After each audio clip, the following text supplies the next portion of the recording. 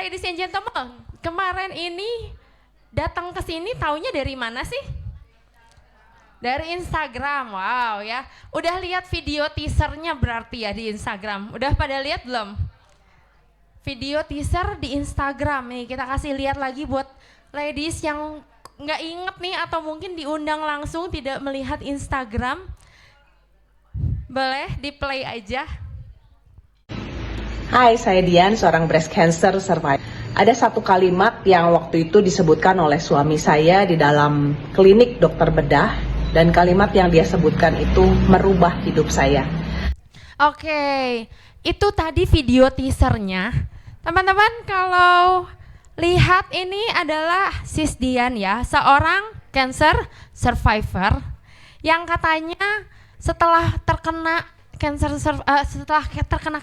itu ada satu kata, satu kalimat yang mengubah hidupnya. Selain mengubah hidupnya, kita boleh ya kita tanya-tanya nanti ya, kira-kira apa aja sih yang terdampak setelah terkena kejadian cancer tersebut. Kita udah siapin nih, ada kursinya. Ada kursinya, jadi kira-kira mau ngapain ya? Kita siap-siap untuk talk show ya, dengan moderator kita Sis Lin dan narasumber kita Sis Dian. Boleh silakan ke depan dan beri tepuk tangan yang meriah untuk Sis Lin dan Sis Dian. Kita hari ini spesial nih. Hari ini spesial sekali ya, karena narasumbernya banyak dan pastinya memberikan pengetahuan dan awareness nih. Boleh diperkenalkan dulu. Sesi selanjutnya saya serahkan kepada Cilin ya. Silakan waktu dan tempatnya. Sekali lagi tepuk tangan. Terima kasih si Shirley ya, MC kita yang luar biasa. Ya, terima kasih atas kedatangannya Sis Dian. Silakan duduk. Kita mah jangan tegang-tegang ya. Oke. Nah, mungkin bagi teman-teman, Bapak Ibu sekalian yang sudah hadir di acara ini, mungkin diundangnya melalui video tersebut ya. Nah, sekarang orangnya sudah hadir di sini loh, dengan bahagia, dengan sehat gitu ya, dan siap berbagi untuk kita semua ya. Ini the true story gitu ya of a breast cancer survivor. Oke. Nah, sebelumnya boleh berkenalan dulu sedikit ya, Sis Dian. Dian ini siapa dan maksudnya terkena breast cancernya itu di tahun berapa? Silakan. Selamat malam dokter. I wish I knew you earlier. Selamat malam teman-teman. Nama saya Dian, asli Bandung. Usia saya 17, enggak 50 tahun ini. Saya waktu terdiagnosa itu 2022 lagi zaman COVID. Terus saya tipe breast cancernya estrogen plus, HER2 plus. Saya melakukan mastektomi tanpa rekonstruksi. Karena saya kena prank beberapa kali, nanti saya ceritain. Jadi ini udah mau masuk tahun kelima. Oke, thank you Sis Dian. Nah, tadi kan di video Sis Dian ada bilang ya bahwa ada loh kalimat yang mengubah hidup Sis Dian, yaitu yang disampaikan oleh sang suami tercinta di ruang dokter bedahnya. Boleh tahu nggak apa sih yang disampaikan suami ibu? Izinkan saya menceritakan dulu kronologinya biar nggak puyeng. Tapi sekali lagi ini hanya sharing saya, yang tadi dokter bilang juga. Saya nggak bermaksud nggak ngeguruin, bukan perjalanan saya juga yang paling benar. Cuma ini yang terjadi sama saya gitu ya. 2021 lagi main handphone, handphonenya jatuh. Ada benjolan. Takut lah ya pasti ya, saya juga nggak ngomong ke dia, saya pergi USG sendiri. Itu hanya benjolan 1 senti, cantik, bulat. Katanya ini hanya terjadi pada anak muda bu. Aduh puji Tuhan masih muda. Ini mulus, katanya nggak akan jadi kanker, tapi monitor ya bu. Karena saya kan udah 45 waktu itu. Oke, monitor. 6 bulan saya MRI. Tapi entah kenapa ya, maksudnya ya udahlah, itu mah memang harus terjadi sama saya aja. MRI itu sebenarnya udah ada kalsifikasi, dan makanya tadi saya bilang I wish ketemu dokter earlier, saya akan disarankan mamo ya. udah ada kalsifikasi, benjolannya sudah membesar jadi 2 cm, tapi katanya nggak akan jadi kanker. Karena kan saya awam, ya udahlah diomongin nggak kanker mah amin we ya gitu, pulang gitu. Tapi di bulan Desember itu berarti kan lagi COVID ya, 2021 masih banyak pembatasan. Nipple saya waktu Desember itu masuk ke dalam. Waktu dokter udah ngomong ini udah nggak beres katanya, cepat pergi USG lagi. Dokter yang harus USG saya Desember itu cuti, Januari baru bisa katanya.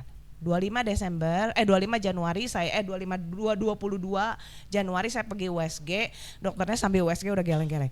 Aduh, ini tuh kenapa dibiarin katanya. Hah enggak dok, saya monitor itu udah ngegedein, udah multiple nodul, udah banyak yang gede, udah ada di ketiak, udah ada di tengah dada. Ini 95% cancer. Duh lemes kaki Kan itu kan waktu COVID lagi saya masuk sendiri, beliau nggak boleh masuk. Udah ngeblank gitu juga ya. Kanker sih aku mah atunya gitunya. Terus udah gitu itu buat ketemu dokter di Indonesia semuanya ngantri. Karena kan ya itu lockdown ya, nggak bisa keluar, semua periksa di dalam. Posisi saya waktu itu saya udah punya asuransi. Saya tahun 2000 punya asuransi. To be honest, kepaksa punya asuransi. Mungkin ada yang relate. Males ya suruh bayar gitu. Saya teh bukan datang dari keluarga berada. Papa mama saya bukan orang punya. Saya kerja sejak lulus SMA. Saya cuman kepikir bising kena tipes atau demam berdarah harus masuk rumah sakit, kasihan papa mama saya, udahlah ikut asuransi, nggak enak gitu sama saudara.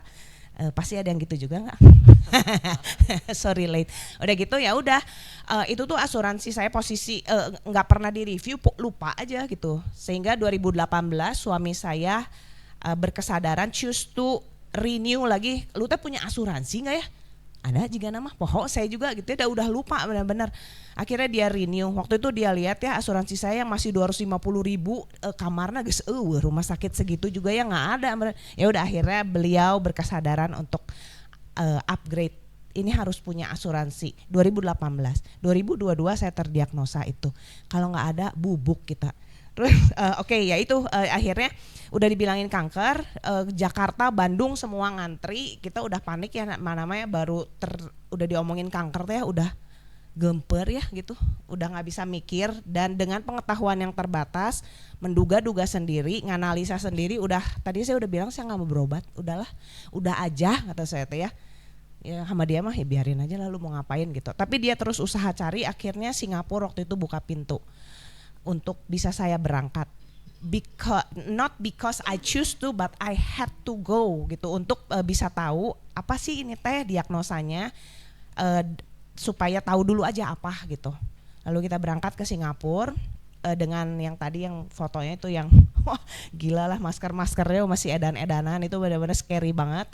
Kita ketemu dokter, tumornya udah ngegedein lagi 1 cm dari Januari. Udah ini mah nggak main-main ya gitu, kenapa ngegedeinnya cepet banget gitu. Akhirnya dokter core needle, karena ada beberapa dia ambil yang paling kemungkinan error. Di situ saya kena prank lagi. Begitu hasilnya keluar, dokter bilang ini DCIS yang saya ambil. Tapi karena areanya sudah terlalu besar, kamu nggak punya kesempatan buat diambil sebagian. You have to do mastectomy katanya. Waduh, leles ya. Terus langsung kan ditelepon sana sini, janganlah masih muda lu harus rekon katanya, nanti lu gimana begitu sadar nggak punya susu sebelah, kuat nggak katanya, nanti suami gimana, semua gitu yang kasih masukan. Saya terus terang bingung setengah mati.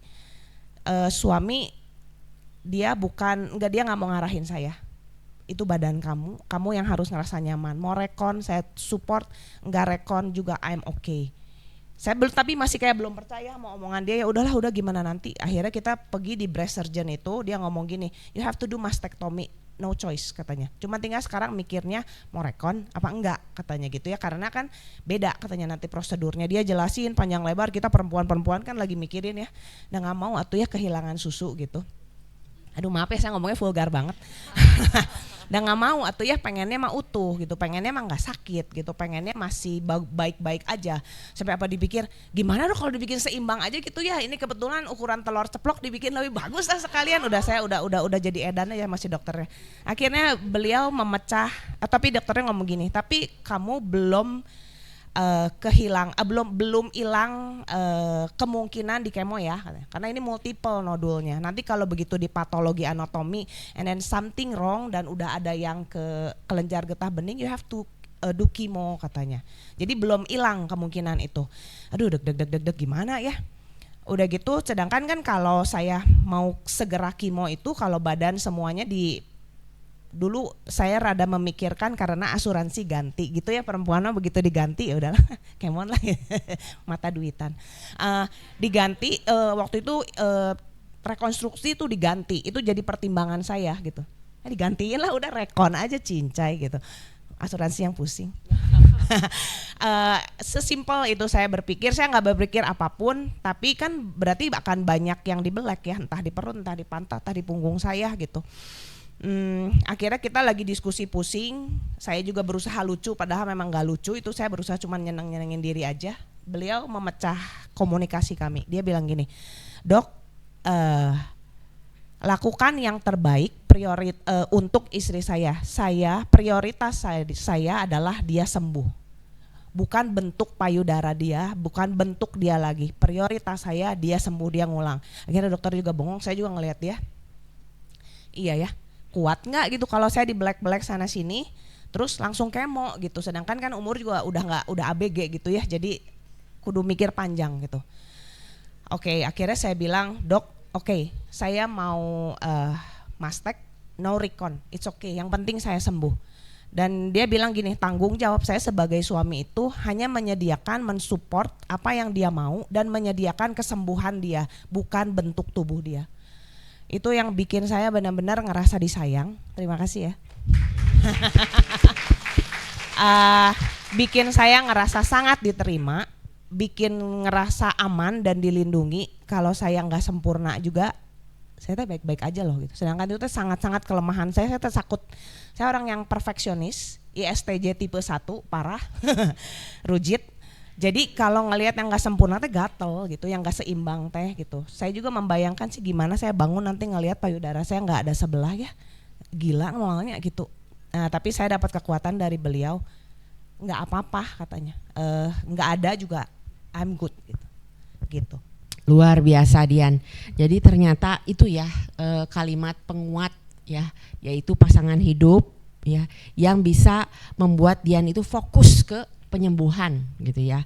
Nah berikutnya Dian, gimana sih pengobatannya, termasuk gimana dengan biayanya Dian? Oke, setelah kena prank berulang, jadi kan udah di PA, dokternya telepon lagi, lu datang ke klinik gua katanya, tipe lu HER2, aduh lulus kaki langsung, you have to do chemo katanya, aduh mateng deh gue. Udah gitu kita mikir, gila ya nih kemo, saya mau pulang aja ke Indonesia, tadinya saya pikir gitu. Saya udah berpikir kalau kemo saya harus ada mama, harus ada kakak, harus ada yang support saya buat masak. Oh kok gitu ya, mikirinnya makan dulu saya mah. Bisa nggak bisa makan, saya nggak ada yang masakin gitu. Saya mau pulang ke Indo gitu. Tapi waktu itu juga tidak memungkinkan, yaitu karena kondisi lockdown itu, dan akhirnya ya udah kita memutuskan I had to ada di situ. Ya maksudnya akhirnya saya 6 bulan 8 hari tidak pulang di Singapura. Saya berobat di sana, kemo di sana. Saya menjalankan 6 kali kemoterapi, 18 kali targeted terapi karena saya tipenya HER2, lalu radiasi 15 hari, lalu udah gitu karena prosedur saya tidak ideal.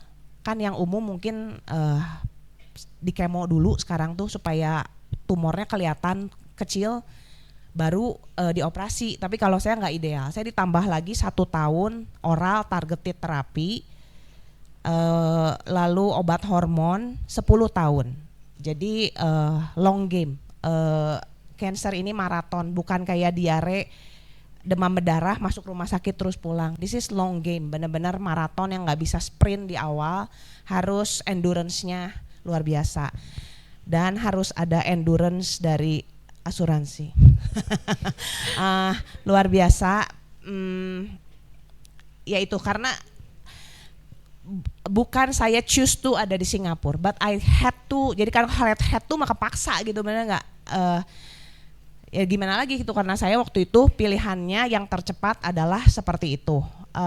Mohon maaf, ini bukan mau nyombong, bukan mau nakut-nakutin, but this is the reality yang I have to pay kalau nggak ada asuransi. Terus udah gitu keluarga saya adalah termasuk keluarga konservatif yang sakit itu nggak boleh dibahas, mati itu nggak mungkin. Jadi kalau ngebahas asuransi, ya amit-amit sing jauh entong ngomong no kadar itu gitu. Jadi tapi realitinya saya harus menghadapi ini yang harus dipersiapin loh ternyata gitu ya. Yang tadinya nggak mau saya bahas gitu.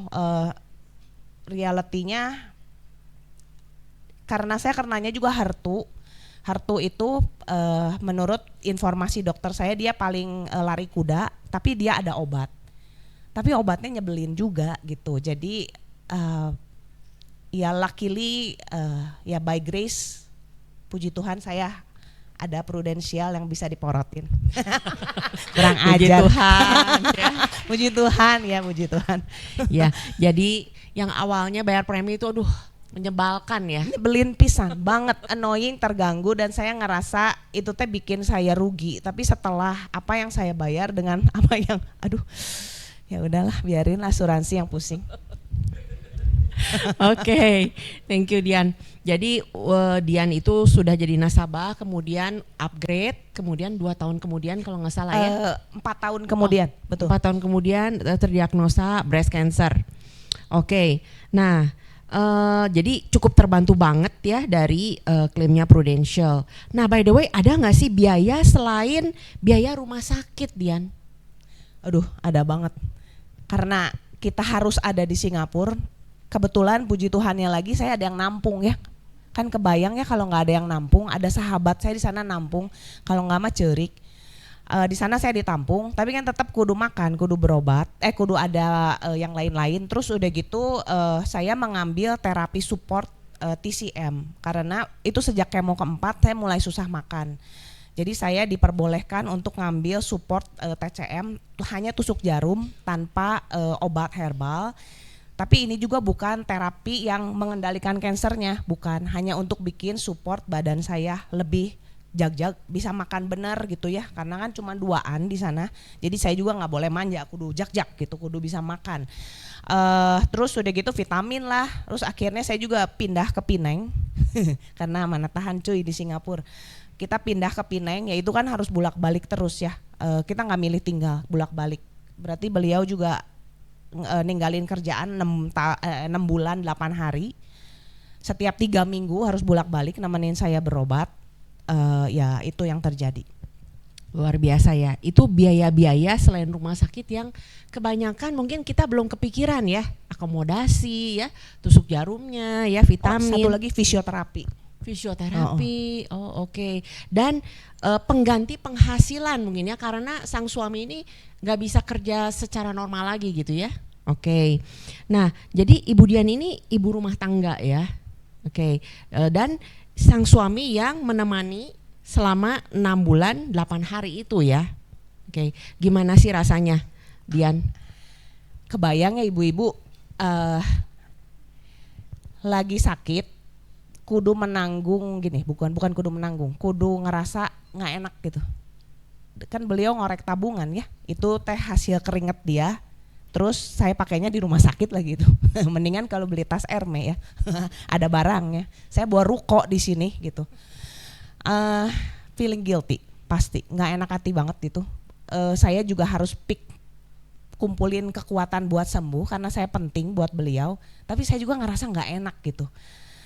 Saya kebayang kalau saya nggak ada asuransi sama sekali. Saya si parnoan orangnya. Saya nggak enakan, saya menilai diri saya itu kecil. Bayangin kalau saya nggak punya asuransi kesehatan sama sekali juga mungkin nggak akan setegak hari ini ya gitu. Pasti itu maksudnya asuransi bukan dewanya, tapi itu adalah fasilitas yang bisa dipakai untuk saya untuk juga bisa sembuh lebih baik gitu. Yes, dan mengurangi beban keuangan keluarga ya. Benar. Jadi ada aja sih tetap ya, mungkin maksud dia rasa guilty, tapi dengan adanya asuransi sangat-sangat meringankan gitu ya. Ya ngurangin lah guilty-nya sedikit gitu. Oke, thank you atas kejujurannya Dian. Nah, Jadi Dian, selain asuransi kesehatan, sebetulnya masih ada asuransi tambahan ya, yang harusnya tuh cairnya tuh sebesar santunan gitu, yang bisa misalnya untuk biaya selain biaya rumah sakit, dan juga bisa untuk mengganti penghasilan suami yang hilang gitu ya. Nah, apakah Dian setuju, Dian? Maksudnya apakah pada saat itu udah punya programnya, Dian? Belum. Aduh, itu begitu saya, ya maksudnya saya juga encourage teman-teman untuk, saya bukan agent ya, saya pemakai, saya yang diuntungkan asuransi. Begitu kejadian saya ini, suami juga langsung review dan bikin payung-payung dan persiapan-persiapan untuk yaitu kalau kayak gini terjadi lagi, coy. sing jauh enggak kan kita teh kayak ya itu karena itu ya saya dari keluarga yang kurang logis jadi takut gitu ngebahas yang gituan teh, kalau beliau logis sekali, jadi apa juga pikirin dulu, siapin dulu gitu. Ya beliau jadi udah bersiap-siap, and I wish waktu itu saya punya PCB 88. Luar biasa. Sampai udah tahu ya program prudensial pengganti penghasilan. Oke, terima kasih Dian. Nah, ngomong-ngomong Dian, berapa lama sih periode minimal buat antisipasi mengganti penghasilan ini, Dian? Karena ini long game dan maraton, at least 5 tahun lah ya, yang intens kan, kayak 1 tahun itu kan intens banget ya berobatnya. Tahun kedua itu kontrol setengah tahun sekali. Ada yang 3 bulan, saya waktu itu masih kena 3 bulan sekali. Terus udah gini 6 bulan sekali. 5 tahun lah kayaknya yang benar-benar kudu rada punya payungnya yang rada kerep gitu. Walaupun kan udahnya gue tetap kudu check up ya gitu. Cuman yang oke 5 tahun lah. Oke. Ya, jadi kalaupun teman-teman ada yang udah punya santunan pengganti penghasilan, idealnya 5 tahun untuk kedepannya gitu ya. Nah berikutnya, berapa sih biaya PET scan ya? Kan ini ceritanya udah clear nih gitu, tapi kan harus PET scan terus nih, setahun berapa kali dan berapa sih kira-kira biayanya, Dian? Ini saya hanya menceritakan pengalaman. Saya hanya di PET scan 1 kali, kebetulan dokter saya bukan kiblat PET scan. Jadi saya hanya di PET scan 1 kali setelah operasi dan nanti setelah mau 5 tahun. Ada yang teman saya juga yang setahun sekali, mungkin karena dia lebih parno. Padahal saya parno ya, saya pengen PET scan setiap tahun, kan nggak dikasih sama dokter. Udah katanya cukup karena pengobatannya sudah maksimal, katanya ngapain di PET scan terus juga. Itu untuk dokter saya ya. Sekali PET scan waktu itu saya sekitar 20 juta lah, kurang lebih 1 kali. Oke. Jadi selain kita sudah sembuh juga kita perlu rutin ya untuk medical. Oh ya, dengan mamo dan USG antara 6 bulan dan 1 tahun sekali. Itu yang screening yang selama 5 tahun harus saya lakukan. Oh, yang rutin ya, mamo dan USG. Oke. Nah, selain kesehatan fisik nih, namanya kena breast cancer kan fisik terganggu ya. Apa ada nggak dampaknya terhadap mental? Kesehatan mental Dian pada saat itu? Ada banget ya. Kena cancer itu ada beberapa tahap penolakan dulu yang kayak saya alami. Udahlah nggak usah ngapa-ngapain, udahlah nggak mau ngapa-ngapain, nggak mau bergerak. Lalu ada proses nerima, bisa nerima, embrace. Lalu udah gitu periode mencari, jadi udah kan tadinya 3 minggu sekali punya tujuan ya berobat, terus tiba-tiba beres itu teh hilang tujuan mau ngapain ya gue sekarang gitu. Jadi terlalu hati-hati, diem aja di rumah gitu, takut nggak mau stres, nggak mau apa. Di situ periode kayak hilang arah gitu mau ngapain gitu. Terus periode bertumbuh, lalu harus transformasi karena nggak bisa diem di situ terus gitu. Harus kalau kena, maksudnya gini, buat saya cancer itu adalah the best thing that happen in my life. Itu teh benar-benar transform saya jadi orang yang lebih nyaman. Jadi si cancer itu justru buat saya satu kehidupan yang jadi blessing kedua lah. Jadi hidup saya punya kehidupan yang lain yang lebih baik. Luar biasa ya. Ada selalu positifnya ya. Betul. Di setiap kejadian. Luar biasa. Nah, pada saat mental health itu terdampak, apakah Dian sama suami bagaimana menanggulanginya, Dian? saya ditemani seorang konselor dan konselor psikolog. Jadi kan ada hal-hal yang sebenarnya caregiver juga sangat butuh untuk disupport. Ada hal yang saya nggak bisa ceritain ke dia, dia juga nggak bisa ceritain ke saya. Kita butuh orang ketiga yang bisa bikin netral, bisa bikin kita lebih balance, dan dia juga kalau fokus juga ada capeknya ya gitu. Saya juga kuat-kuatin juga ada bete-nya, ada takutnya gitu. Saya juga kan nggak boleh terus-terusan membicarakan kekhawatiran sama beliau. Setelah 1 tahun 2 tahun itu harus berhenti, saya harus move on, saya harus keluar, saya harus hidup normal lagi dengan dia dan dengan keluarga saya. Udah harus duduk makan dan ngobrolin apapun yang sama gelombangnya sama beliau. Kalau lagi 6 bulan sampai 1 tahun mah ya mohon maaf ya, wah itu keluh kelah kesahnya nyanyian keluhan terus gitu. Nah itu kan saya harus perlu support ya untuk bisa dia nyelingin saya gitu sangat Oke. butuh. Thank you Dian. 2 pertanyaan terakhir ya Dian. Iya. Dian, selama saya kenal Dian, ya saya tuh sebetulnya kenal Dian tuh dari SMP, SMA, kuliah ya. Udah lama banget kenal Dian. Dian ini sehat banget, bahkan jadi guru di Shake and Shape ya, apa aerobik ya Dian ya. Yoga, goes, pokoknya sehat banget lah gitu ya. Jadi pada saat kami teman-teman tahu Dian ini terdiagnosa kondisi kritis itu breast cancer, kami semua kaget luar biasa gitu Dian. Nah, apa sih Dian yang membuat Dian tuh gimana Dian responnya pada saat tahu Dian yang begitu menjaga kesehatan bisa terkena breast cancer? Kaget lah ya pasti ya, jadi kayak ngerasa percuma ya, ngapain gue selama ini hidup sehat gitu. Kayak kena prank ya, gila, kayak percuma banget lah gitu. Kaget, kecewa, dan ya tapi apa yang dilakukan itu justru sebenarnya jadi modal. Pola hidup sehat, cara hidup sehat itu sebenarnya jadi modal ketika saya harus kena anugerah menjalani perjalanan ini gitu. Jadi nggak ada yang salah dengan cara hidup sehat, pola hidup sehat dan olahraga itu justru jadi modal. Kayak nggak tahu ya, kalau sekarang memang yang seangkatan saya tergolong yang paling tua. 40 gitu paling tua, sisanya teman-teman seangkatan saya 2002 itu 30-an sampai 20-an. Ada yang baru punya baby dan harus pergi kemo. Saya tergolong yang senior di situ teh gitu. Ya yang lain ABG semua, saya sampai kaget sih. Hah? Gila ya, gue pikir teh kayak gini teh dulu makan cancer teh kayaknya orang tua gitu. Punten. Sekarang mah kayak ABG semua gitu satu kelasnya. Saya ya cukup terkejut dengan, jadi mungkin sekarang kalau saya mikir cancer ini harus rada dipikir kayak batuk pilek gitu. Jadi udah nggak bisa kayak dulu gitu mikirnya. Jadi harus prepare-nya ini kayak bisa terjadi pada siapapun, karena kita semua nggak bisa ngendaliin dan nggak bisa kontrol yang terjadi di sel tubuh kita ya. Kita nggak bisa gitu untuk kontrol itu. Oke. Nah, teman-teman, Dian juga tahu nggak salah seorang penulis buku loh. Ya, bukunya boleh ditampilkan. Iya, Dian sudah menulis 2 buah buku. Yang pertama itu judulnya luar biasa unik loh. Utuh itu mimpi, pecah itu indah. Ya, ini buku pertama Dian, dan buku keduanya adalah Next. Next-nya itu sebetulnya artinya selanjutnya gitu ya, tapi T-nya dibuang. Dian boleh nggak cerita buku ini tuh sangat memberkati dan menginspirasi, juga memberi semangat kepada orang-orang yang mungkin sekarang sedang terdiagnosa cancer gitu, atau yang sudah dalam pemulihan.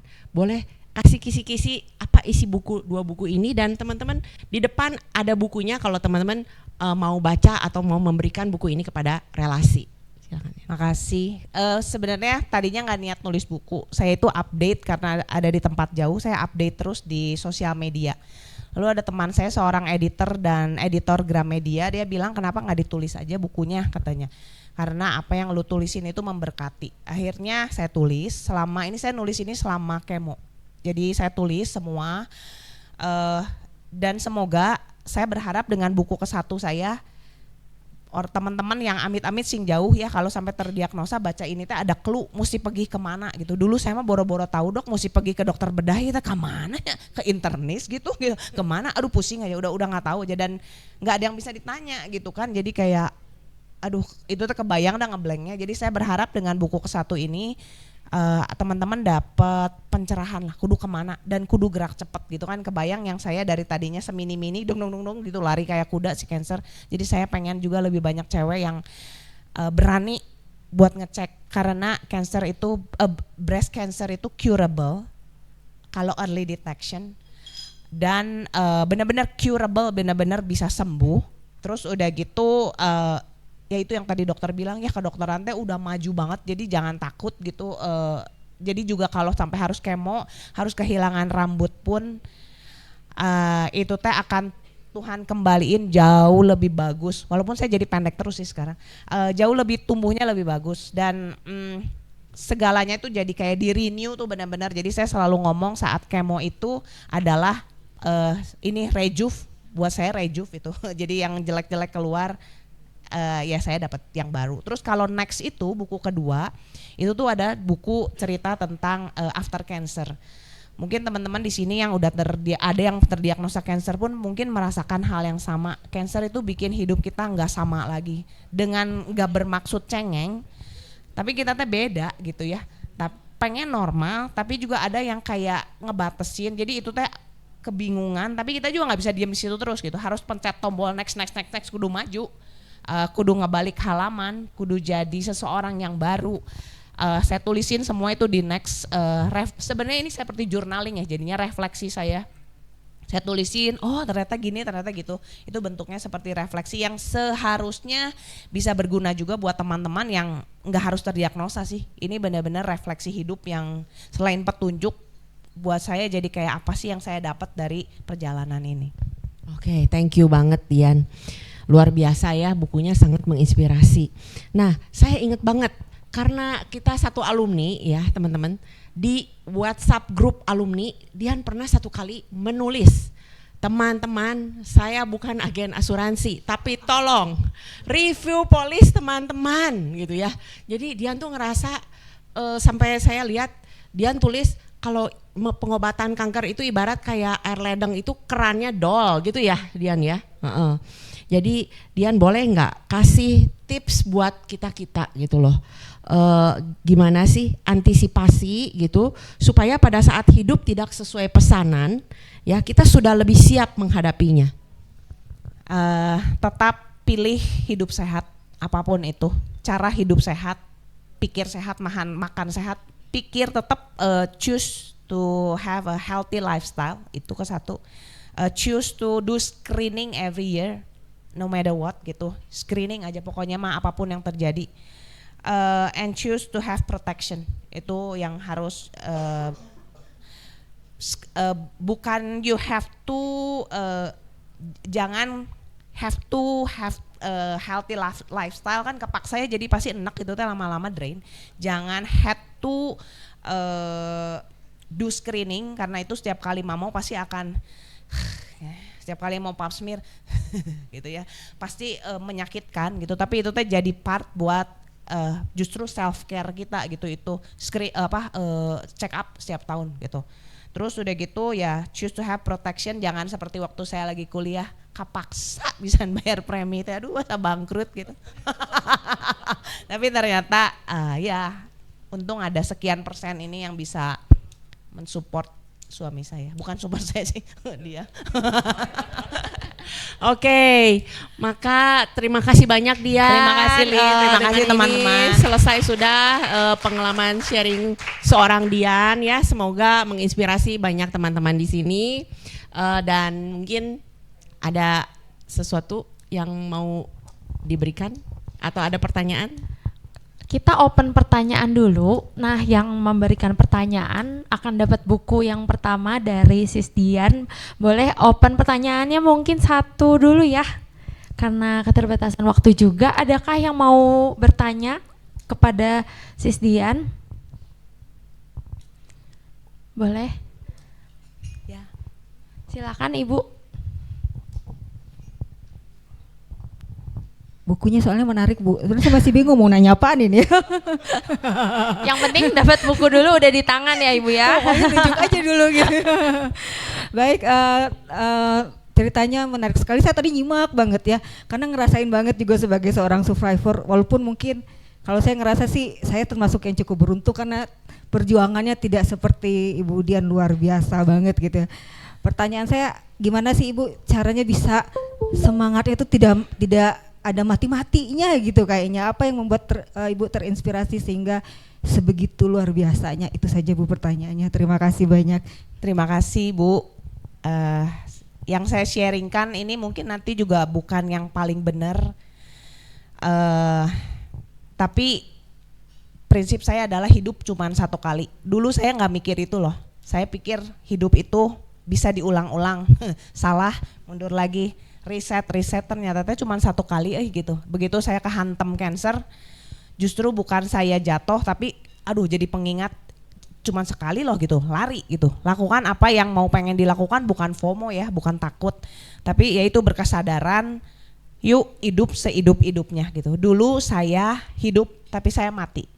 Sekarang waktu itu seperti ada ancaman tentang kematian, tapi saya hidup sehidup-hidupnya. Justru saya karena ingat hidup cuma sekali, ayo lari gitu.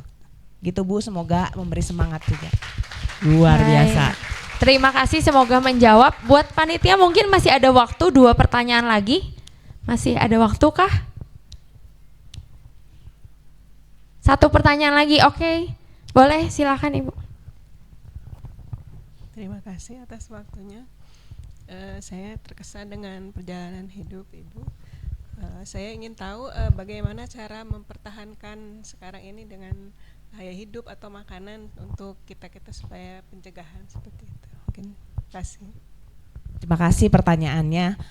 Saya makan biasa, tapi saya nggak makan yang diawetkan. Semua yang diawetkan saya nggak makan. Jadi sebenarnya pada prinsipnya saya hanya makan seperti orang sehat, orang yang harus sehat. Saya nggak mau takut sama makanan, saya makan semuanya sedikit. Saya masak setiap hari, cuman Sabtu Minggu pergi keluar. Karena saya juga nggak mau beliau jadi ngerasa sakit. Jadi saya makan apapun, tapi yang tidak kalengan, tidak diawetkan. Fanta, Coca-Cola, alkohol, berhenti. Saya senang minum bir sebenarnya, tapi saya berhenti. Terus udah ya, apa? Oh iya, terus udah gitu itu aja, kayak maksudnya kayak yang gula-gula gitu. Saya cuma berpikirnya gini, kalau saya nggak mau gemuk, nggak mau diabetes, nggak mau itu kan saya nggak boleh makan gula. Tapi saya bukan yang kayak gila sih kanker sih gitu, enggak saya enggak yang kayak gitu. Terus pokoknya tapi yang kalengan gitu pergi ke Alfa mah rugi sekarang Bu. Kalau masuk saya nggak cuma belinya mineral water, dulu makan taro ciki ya gitu saya beli. Sekarang udah enggak sih gitu. Jadi kalau kue-kue makan tapi saya pilih yang sehat, atau enggak kalau udah makan kue ya larinya lah atau olahraganya rada kenceng gitu. Ya bukan menghukum diri, tapi saya makan biasa, buah-buahan, sayur-sayuran, semuanya saya makan biasa banget makannya gitu. Terus oh ya yang paling penting adalah nggak stres. Nggak stres itu bukan berarti hidup di alam jadi kayak nggak boleh kesentuh, enggak. Cuman saya lebih sadar sama perasaan. Lu ngambek yang ngomong gitu, lu kesinggung yang ngomong, lu nggak suka yang ngomong. Sekarang lebih menyelesaikan masalah. Kalau dulu mah ya enggak, saya lari. Kalau ada masalah mundur gitu, kalau ada hindari, atau pokoknya mah lebih suppress emotion. Kalau sekarang saya lebih nggak mau kayak gitu gitu ya, bukan di brak gitu, enggak, cuman saya mencoba lebih komunikatif dengan diri saya dan dengan orang lain. Olahraga udah pasti, sama angkat beban. Sekarang itu yang lebih dilakukan supaya kolesterol saya nggak naik terus, karena kan udah dimenokkan kayaknya diem nyelang apa aja kolesterol saya naik terus Bu. Nyebelin deh itu. Ya saya latihan beban gitu sekarang. Udah gitu udah nggak ada lagi special tips atau makanan khusus, nggak ada. Saya makan seperti orang layaknya mau sehat, udah. Terima kasih Bu, semoga menjawab. Baik, terima kasih untuk pertanyaannya. Ibu yang bertanya boleh ke depan dulu untuk penyerahan bukunya langsung sama Sis Dian ya. Boleh tim dokumentasi boleh diabadikan dulu nih momennya. Silakan.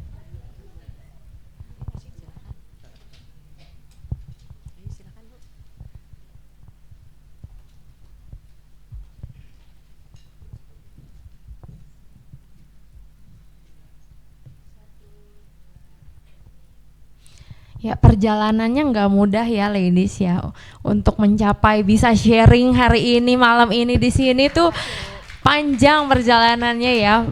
Kalau sampai sekarang pun beliau masih menjalani pengobatan, betul ya? Baik, terima kasih buat Sis Dian sharingnya dan Sis Lin sebagai moderator.